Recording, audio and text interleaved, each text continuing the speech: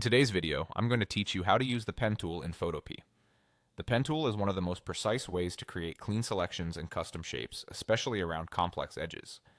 Even if it feels a bit technical at first, by the end of this walkthrough you'll understand how to place points, draw smooth curves, and turn your path into a selection you can fill, mask, or edit.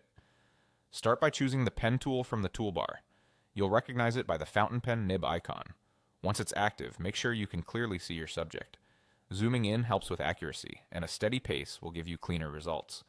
Think of the pen tool as drawing a path that outlines the exact area you want to work with. To build that path, click once to drop your first anchor point. Click again somewhere else to create a straight segment between the 2 points. If you need a curve instead of a straight line, click and drag while placing a point. Dragging pulls out direction handles that control the arc of the curve. The longer the handles, the more dramatic the bend. Keep your points to a minimum. Fewer, well-placed anchors produce smoother lines and make adjustments easier. If a curve doesn't look right, don't worry. Just undo and try a gentler drag, or place your points farther apart to reduce kinks. Continue placing points around the object or area you want to isolate. Take your time around corners and soft edges, adjusting the length and angle of your drags to match the contour. When you've outlined the shape, close the path by clicking back on the very first point you made. You'll usually see a small circular indicator near your cursor to confirm you're about to close it. A closed path ensures you have a complete enclosed shape ready for selection. With the path complete, right-click directly on the path and choose Make Selection.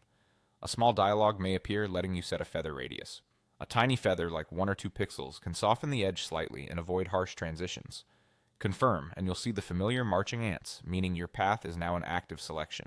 From here, use the selection to fill, mask, or edit the area. You can fill it with a color or gradient to create solid shapes.